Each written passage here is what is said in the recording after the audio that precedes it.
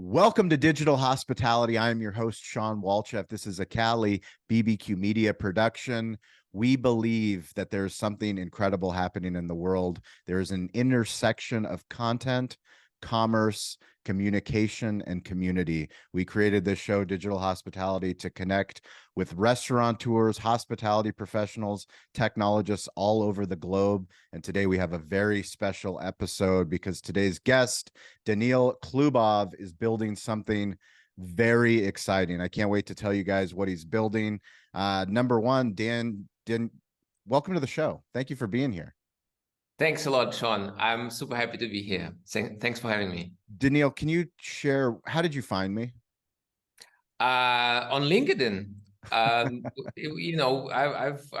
active in the restaurant and QSR community on LinkedIn. I'm reading a lot of people there, and you were very, very prominent on LinkedIn. So that's how I met you. Daniil, I'm so grateful that you reached out. I believe it was almost a year ago. And you Correct. told me what you were building at the time, and we've kept in contact. It's one of the things I love about the internet is it allows us to connect to incredible people all over the globe. Can you share with our listeners and our viewers a little bit of your backstory? Because you're a restaurant guy and now you're a tech guy, and this is a restaurant tech show. So tell us how this all came to be.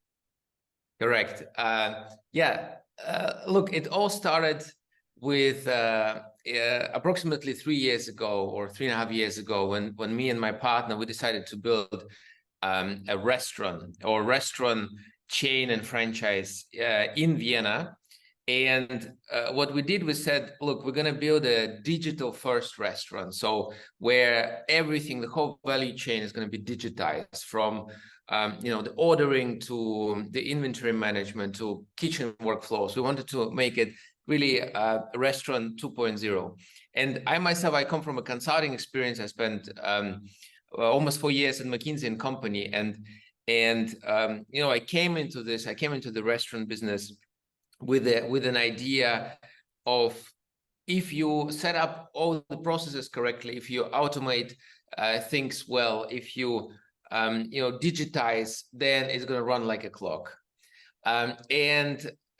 That's sort of the concept which we had, and I started with my partner Rares Bacila, who's a tech wizard and who started to program the whole thing, right? So we wrote a lot of our own software to manage the restaurant, and we launched 3 years ago in Vienna in September 2020, and I've had a quite a surprise, because very quickly I understood that automation, digitization, and all of that, it's not enough. Why? Because how well you design your processes and how well you design your buttons and your digital tools, as long as the employees are not, as long as employees do not want to use them or do not see why they need to use them, it's not going to work. So what we realized very quickly, it's all about culture, and it's all about people. It's all about the team, and essentially, if we boil down the essence of it, the question is, how do you make people do what you want them to do, right? So how do you actually establish processes, make sure people follow those processes? How do you really communicate or drill down the importance of a correct customer interaction, right? So how do you do these things? And what I realized very quickly is that there's no way of forcing people do what you want them to do. There's no way. The only way to do it is to make them want to do what you want them to do. And that's how Spoontech was born, which we founded a year ago, where we said, okay, there needs to be a way where we engage people better in that environment, where we can create a more meaningful connection to the workplace in the environment of quick service restaurant, and that's what that's the challenge we took upon ourselves to do. For me, it's fascinating to hear how you describe something that you're trying to get to the science behind how do we take care of all of these steps of service. When you think about hospitality, there is an art and there is a science. Yeah. And trying to automate on the scientific side, the tech side, something that we do innate in our DNA, taking care, smiling. How do you make somebody come to work if you have 100 different employees, or a small restaurant, you have 20 employees? Everyone has different life experiences. They come to work, we clock in, and we hopefully are ready for our shift to take care of our community, take care of our village.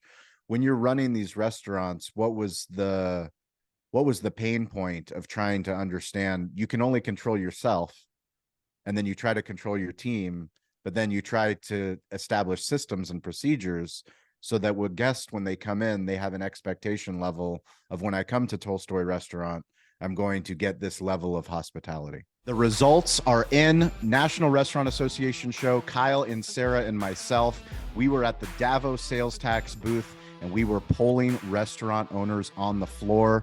This was a very unscientific poll, but the results are resounding.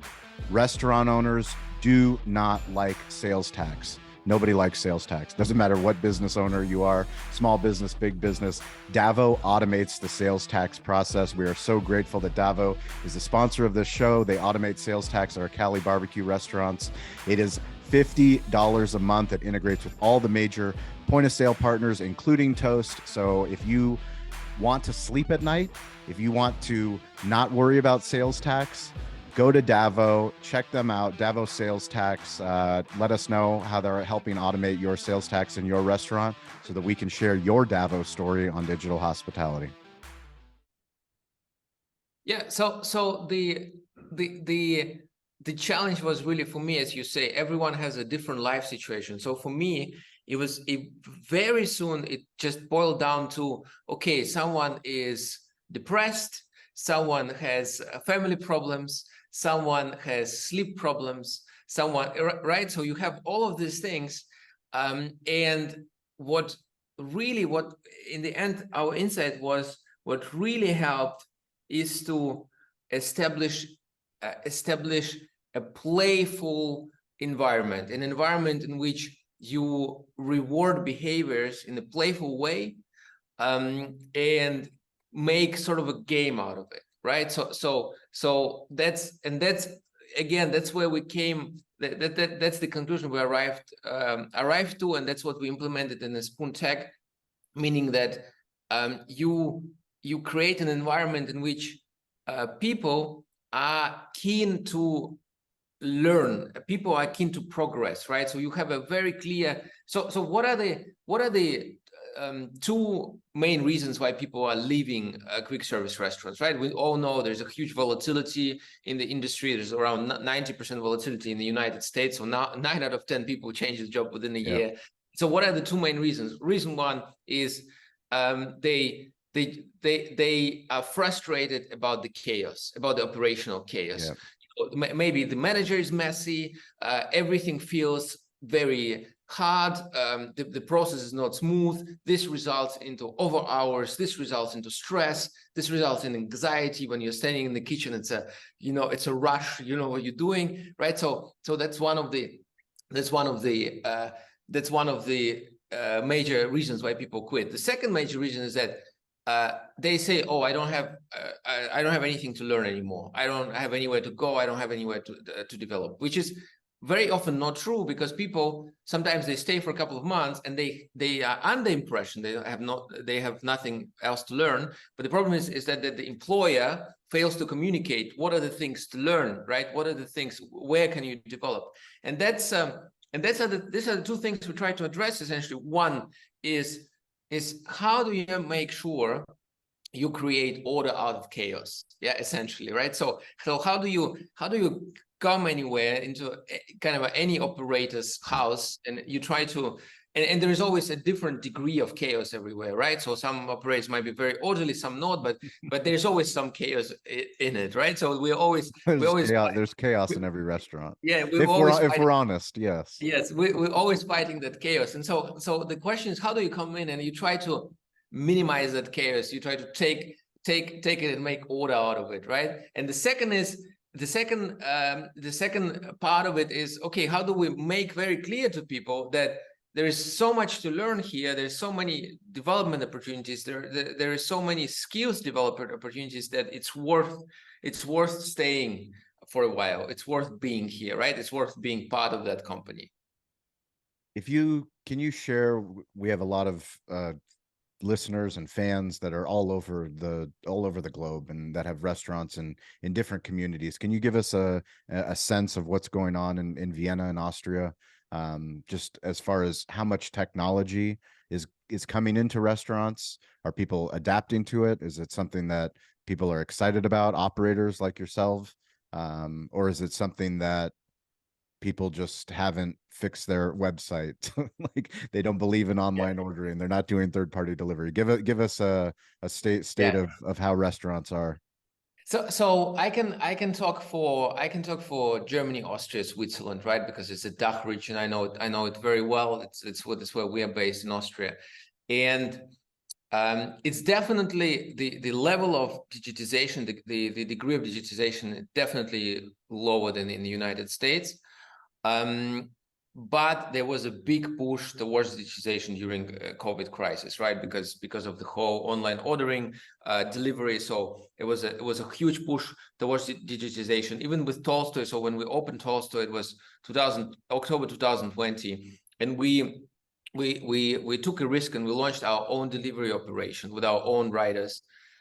Because I just put together the numbers, and delivery and takeaway were the only businesses which were allowed. And I thought to myself, okay, why to pay 30% to the aggregators right now if it's anyway the only business? So we bet on the fact that people will be ordering. You will be looking for the new websites, right? And we build our own platform, our own website, and the people were ordering, right? So there was a more tendency to go digital, even on the customer side. But in Europe, the big problem in Europe is it's multilingual, and it's there is a difference in legislation across countries. And for example, even if you take things like POS, right? So in the US you have Toast, who's a market leader and in terms of innovation, right? So clearly they're doing a lot of great things. And in Europe, there's no player like this. Why? Because there are a lot of local players who do local POS systems, which correspond to the local requirements of the local tax authority, right? So that there's a problem in there, and so we see some digitization, especially front of the house, so ordering, delivery, customer loyalty, and there's been very little digitization back of the house. So things like shift planning tools are just arriving in Europe, where I know that 7 shifts in the US, for example, been rocking it for quite a while.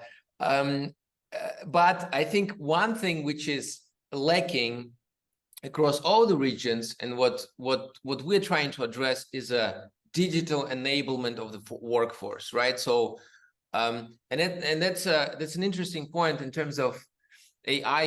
Everyone talks about AI these days, obviously, right? And everyone expected that the AI would replace manual jobs, at some point. So if you talk to people, if you talk to people 20 years ago, they would be like, yeah, robots are coming and they're gonna do all the tedious tasks for us. But what happened is that AI actually replacing the creative jobs, right? All your lawyers, the creatives, the artists, the software engineers, the writers, their professions are endangered.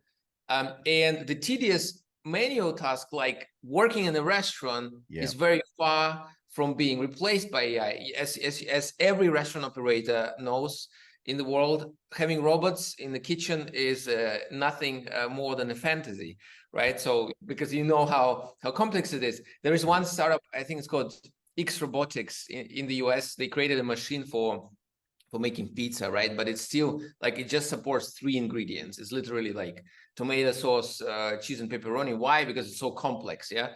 So we're very far away from achieving the point when there's going to be robots in the kitchen. But I think what's not been done enough. And what we're trying to do is digital enablement of the workforce, or AI enablement of the workforce. How can we take this groundbreaking, innovative technology, and how can we enable people to do their job better and to make their lives easier, essentially. Can you bring me back to the aha moment of when SpoonTech was the idea was born? So essentially, the aha moment was, it's actually a funny story. Because it wasn't hard enough to run a restaurant, you decided to build a tech company? Exactly. No, look, the aha moment, it was very funny because we had it was I think it was like January, a month of January, and we had this winter specials, like drinks, winter special drinks, like turmeric latte and whatnot. I don't remember, like six different drinks, which we're just selling in winter, right? And they were introduced, they were new, they were introduced in November. And what happened there is that, you know, they were introduced in November, and in January, I see in our Telegram group, I see a discussion between the employees, and one employee is asking, "Hey, do I add a shot of espresso into turmeric latte?"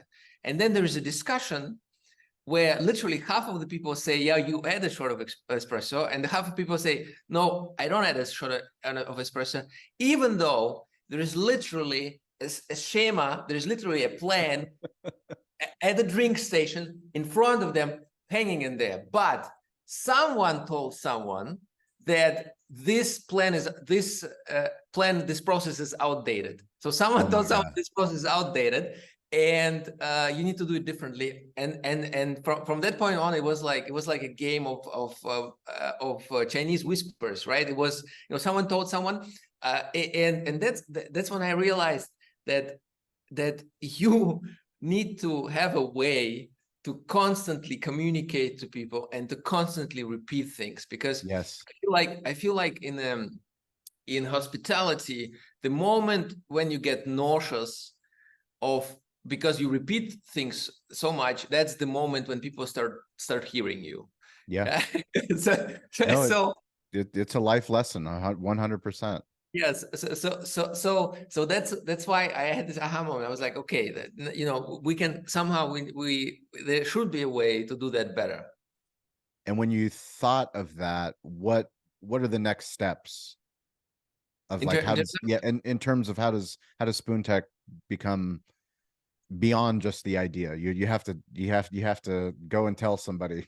So this is what I think we're gonna build. So look, it was for me, it was very obvious, and I mean, it's still very obvious. I honestly think the market is immense, right? So, and because you have the same problem. It's not only hospitality, you have the same problem in other deskless, you know, in other industries which rely on deskless workforce, so people who work on their feet. So it's retail, it's healthcare, it's construction. The problem is immense. The challenge is, how do you make people do what you want them to do, right? And how do you make sure they remember and they learn the processes you want them to learn? So I'm you know, I have a huge amount of certainty about the problem. And so once I, you know, realized that, and I just came out to the world and I said, look, guys, so I'm running that business. So I went to investors. I said, look, guys, I'm running that business, the restaurant business. And it's very clear to me that the main problem there is this: it's people, and how to make sure your people do what you want them to do. That's honestly the biggest problem for any restaurant operator. So, and I think I have a hypothesis on how to solve it.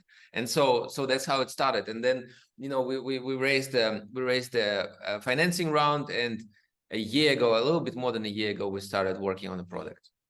That was amazing. And when you start working on the product, where do you start?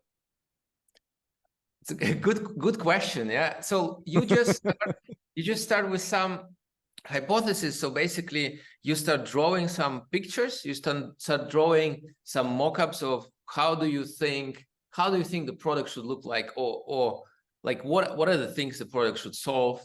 And one of the first things we decided to solve is the whole issue of how do you make sure your people remember your menu, right? So that's one of the first things, because one thing, okay, of course you have the map, the maps in front of you, they're hanging above the assembly line.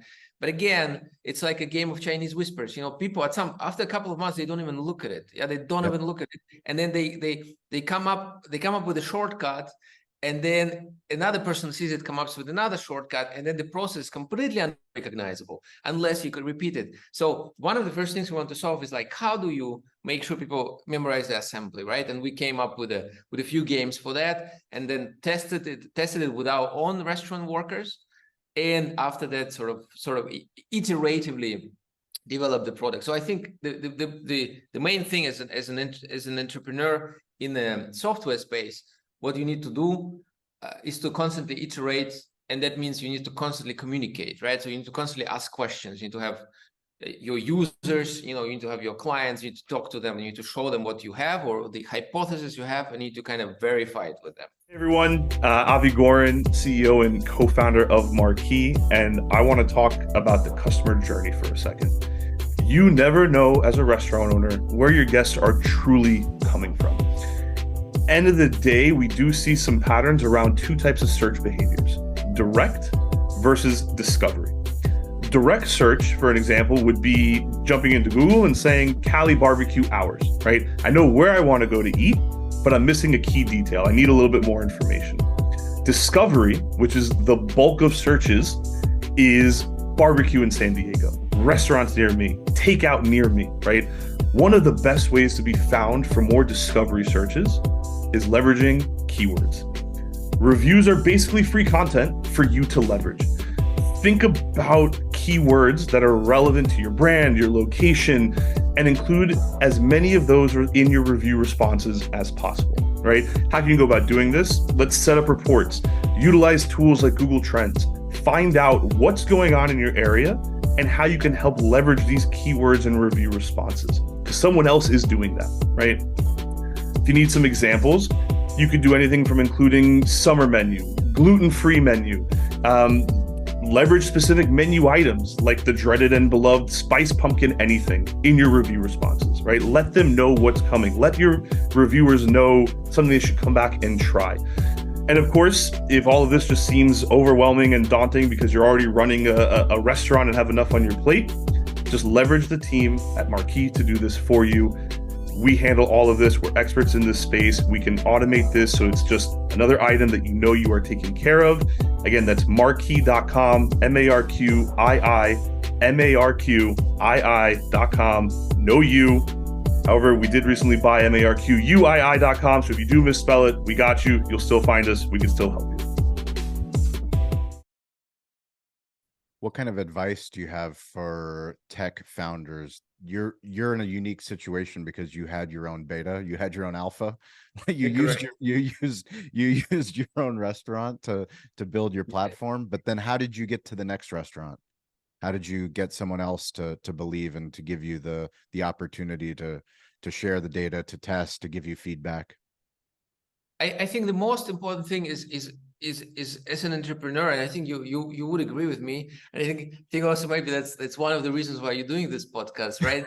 So the most important thing in entrepreneurship, I think, it's communication. It's literally just talking about what you're doing and talking to a lot of people, because the worst thing as an entrepreneur, what you can do is to, not to talk to anyone, build a product for a year, and then come out to the market and face a harsh reality that no one needs it, right? Because no one will need it if you don't talk to anyone.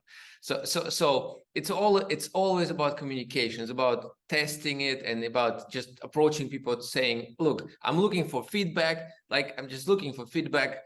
What do you think about this, right? And people, usually in my experience, people love giving feedback, right? So people maybe not so keen on signing you right away, but they're very keen on giving you their opinion, and that's what you're looking for. How did you come up with the name? Actually we were inspired by toast, because I felt like you need something simple. You need it's something simple, and the fork already exists, so I was like, let's do spoon. But then we're looking for domain, and com was taken, and so I was like, look, there's tech domain, and maybe we need to call it spoon tech, because the name is a domain, and that is the beauty of it. If you write an email, if you put it, put it where people see spoon tech, and then they put it into the search bar and they go on the website, right? So that's kind of how I came up with the name. But we're CaliBBQ.media, so Yeah, exactly. It works out for us too. Yeah. Tell us, you're branding yourself as the Duolingo for deskless workforce training. Explain to me what that means.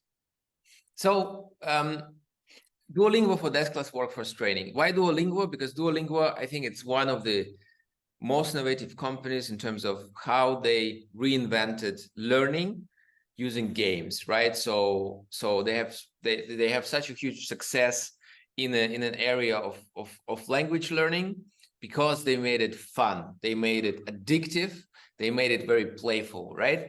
And that's what we try to do. But we try to do it for deskless workforce, so people who work on their feet, standing on their feet.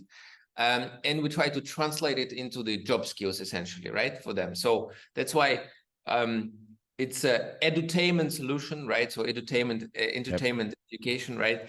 Edutainment solution for people who want to acquire job skills. How do you look at focus versus, I mean, when you talk about deskless workforce, that's a lot of different industries. When you're talking about construction, from a retail worker to a restaurant, how do you stay specific and then grow? Or do you go wide first? No. So we first stay specific. So currently we have clients only in quick service restaurant segment, and just a couple of hotels. And we just starting pilot projects with a medical laboratory / doctor's office, and with a supermarket, right? So, but this is just pilot projects. For now, our full and sole focus is on quick service restaurant segment. Actually, hospitality is a little bit bigger. Why? Because we know it very well. We come from hospitality. We love it, to be honest with you, and we just, every time we talk to the restaurant operators, we just know what we're talking about, and our clients also feel that we know what we're talking about. So that's why it just works. There's a chemistry in there. So first we plan to grow, establish ourselves in the hospitality, and then use case by use case, pilot project by pilot project, go into other industries. Yeah. And how does the product work now today, as we sit in 2023 at the getting closer to 2024? Yeah. So the product works in the following way. It's essentially very simple. There are two applications. One is an application for your employees. It's just on a mobile phone. You open it, and essentially, is it an app or is it mobile? Is it it's web an app. based? For your employees, it's an app. We're mobile first, right? So everything can be done on a mobile. Everything can also be done on a laptop if you want, but we mobile first, because obviously everyone in today's world looks at the phone much more than at the computer. And so it's an app on the mobile phone, and as an employee, you can log in, and essentially you see different games in there, right? And so or games, or what we call them scoops, right? So scoops is like a mini knowledge unit. And a funny thing, actually, with that, we're constantly doing user interviews, and our two most often use cases when people use our app is one, in the public transport, and the second one, sitting on a toilet. So we are really, and I'm really proud of it, because it shows that we're competing for people's attention, right? Sure. And we're not competing against other learning solutions, whatnot. We're competing against TikTok, against Instagram. That's what everyone who is who has an app on the phone competing against, right? And so I'm proud of the fact that people are opening it when sitting on the toilet. So as an employee, you just see different games, and very quickly you understand you have different learning paths. Very quickly you understand how you play it, and how you sort of can learn things, right? And games consist, or the scoops consist out of like short format videos similar to TikTok or Instagram Reels. It consists of different quizzes and fun interactive games. And then another thing you see is the competitions, right? So there are different competitions running where you compete against employees in your own location and in other locations of your employer, right? And so it's kind of it's all gamified, and there are different challenges in there, and there's sort of a profile like your wallet, right, where you see your points and coins. So if you open it like from the first view, it looks like a game, literally. And then there is a second application on the browser, which is again, mobile first, but can be opened from the laptop, which is for the managers or the restaurant operators. That's the application where you can create content. And the beautiful thing about it is that you don't actually need to create it, but what you can do, you can take, every restaurant operator in the world has a shared drive. On this shared drive, they have their menus, their PowerPoints, their Word documents. What you can do, you can take all of them, load them up, and then our AI produces the scoops, so the games and so on for you. That's cool. So you save 99% of time for content creation, essentially, and within minutes you have your first version, right? And so of course you then need to look through it and you need to edit and if you want, you can add the more videos and so on, because obviously the more content is, the more interesting it is for employees. But we really, with the advancement of AI in the past 1.5 years, we really made a really cool tool to really take your symmetry of your processes and documents and so on and transform it into something very fun, very interactive, and very playful. When you look at growth, you explained how fragmented it is in the European Union, all the different countries competing with each other. You're now expanding over to the United States. How do you look at the United States as a growth vehicle? How do you get your name out there? Obviously coming on shows like this and doing the work that you're doing, but it seems difficult, yet it also seems easy, right? We have these amazing tools like LinkedIn. You don't need to go and build LinkedIn. You just need to create content that is compelling, that is educating and entertaining, so that people find out who you guys are and what you do. Correct. Look, the United States, what we're trying to do, I mean, what we understood about the United States, it's a very I may be mistaken, right? But my impression is it's a very kind of a referral based economy, in terms of, you need to have a credibility and the success cases in the region, in the state, so that other operators kind of look at you, right? And that's what we're trying to do. We're currently, so I have a very talented team member who is leading our customer success and sales in the greater Chicago area, Bree Jones, and that's what we're trying to do there. We're trying to kind of go operator by operator and showcase the product, do a pilot here and there, so that slowly we kind of get foot in the region, right? But I think that's why what you mentioned, I feel it's so great that we have now this long form formats like this, like podcast, for example, like your podcast, because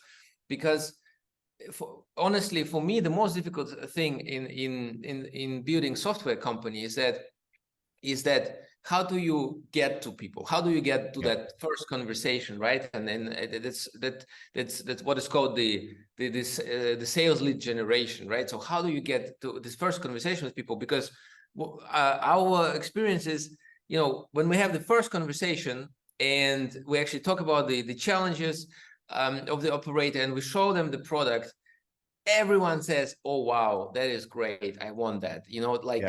Almost always we get the same response, but the issue is like, how do you get to people? And that's why I think this long-term format, long form formats are so great, because you can actually explain and you can talk about the issues, and I feel like people can actually listen to you for a while and kind of get an idea of what you're doing.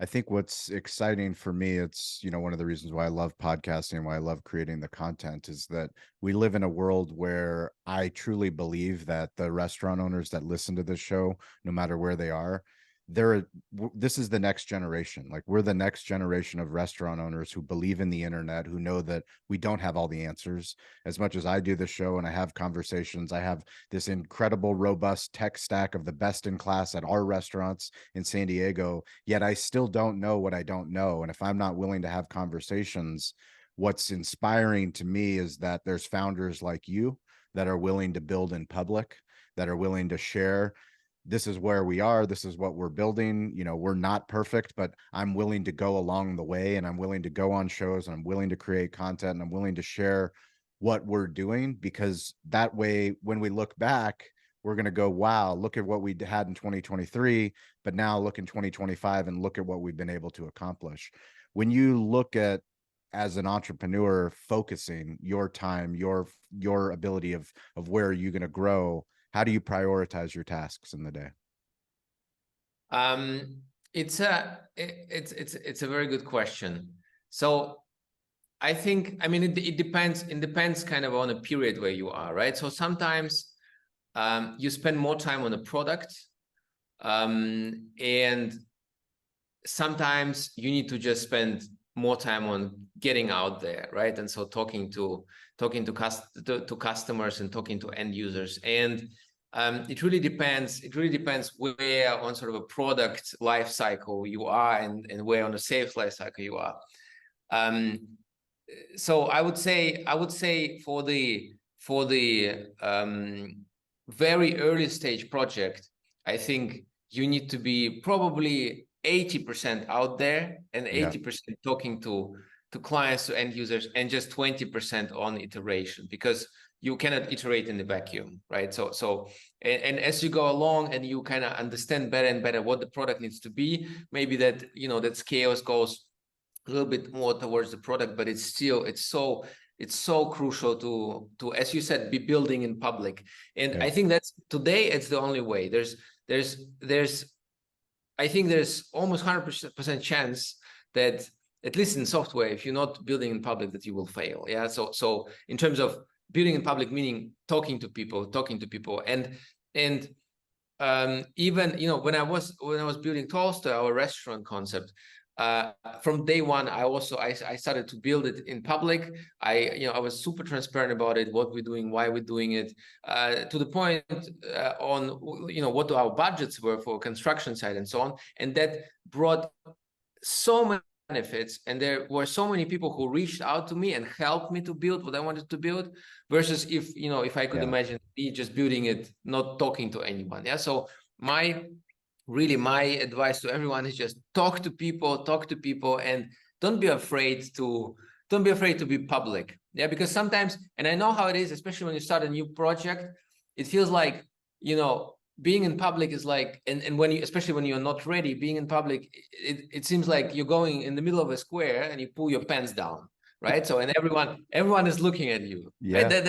That's essentially the feeling, but you need to do it. You just need to be comfortable with this, you know, with being uncomfortable, sort of. Yeah. I'll share with you. We had a guest on the show, and he said, not pulling your pants down in the public square, but he said building in public, or doing what we're doing here on the show, it's like creating a flash mob.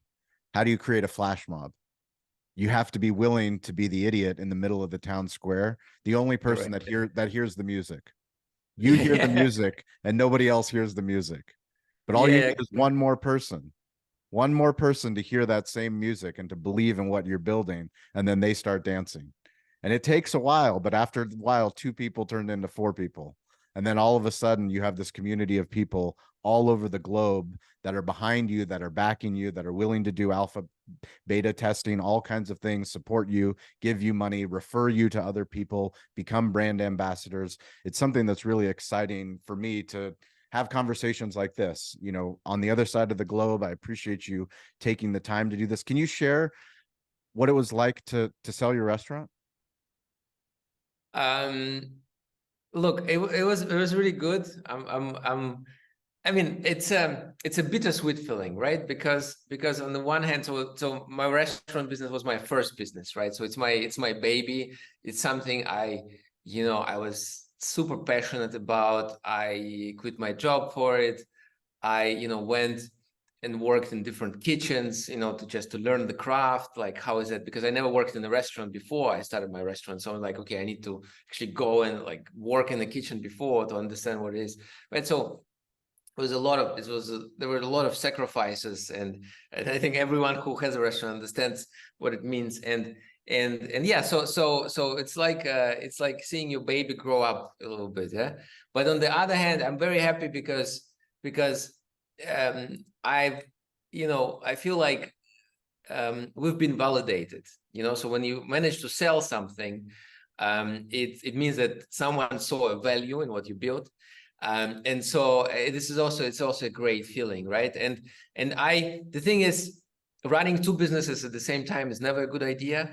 So I just realized, a year ago when we started at Spoon Tech, I just realized how much potential it has, what we're doing, and what a huge problem it is. And it's a huge global problem. And I just realized that we as a team, we would be much more much more useful and effective in solving that problem and working on that business, right? And then after that, it was a no-brainer that okay, running two businesses is probably not the best idea. And so yeah, we sold to the biggest privately held Austrian restaurant and catering group, Don Group. Wow. They're good.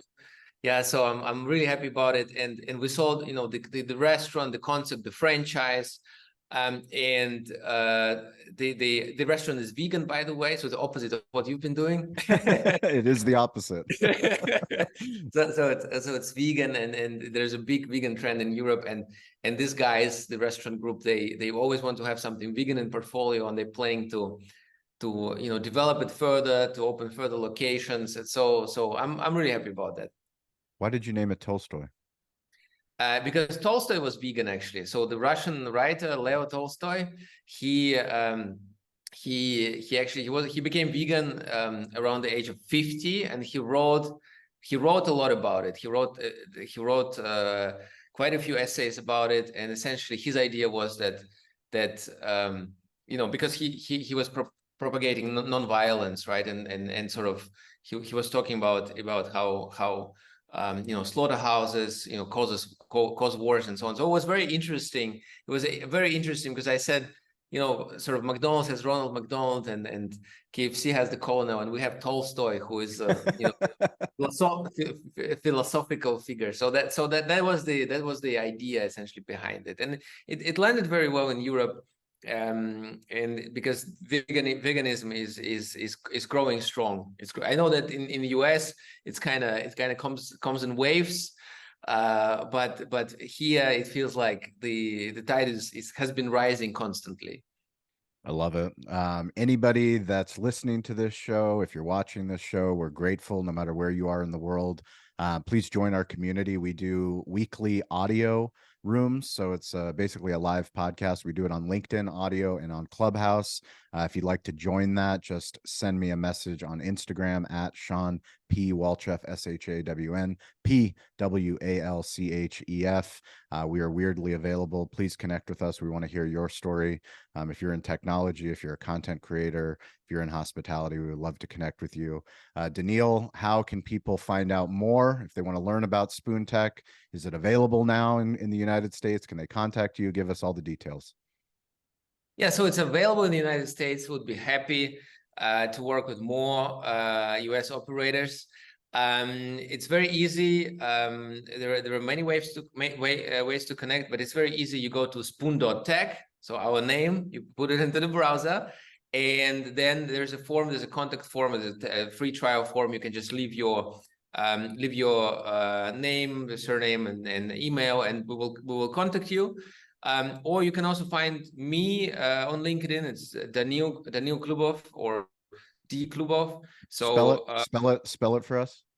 Daniil Klubov. Daniil Klubov. So yeah, I'll be happy to connect with other restaurant operators, with technology leaders. I'm always happy to discuss. As I said, I believe that communication is the key in building a business. So would be really happy to chat. We're grateful, Daniil. I love what you're building. I can't wait to see you in the United States one day. Are you guys going to be at the National Restaurant Association show in Chicago next year? Um, Any plans?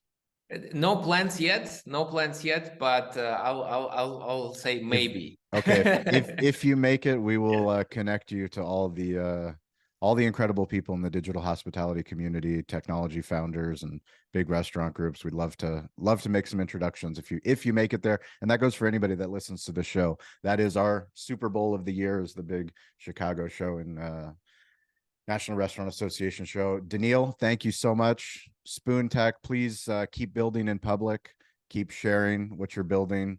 We're grateful that you reached out, and we're grateful that you're building something that's so cool, and that this is the early stages. I can't wait to look back on this interview and have you on the next time and see how much bigger your brand has gotten and how many more people you're helping. Thank you very much. I'm looking forward to that too. Thank you for having me. Appreciate it. As always, you guys stay curious, get involved, and don't be afraid to ask for help. Thank you.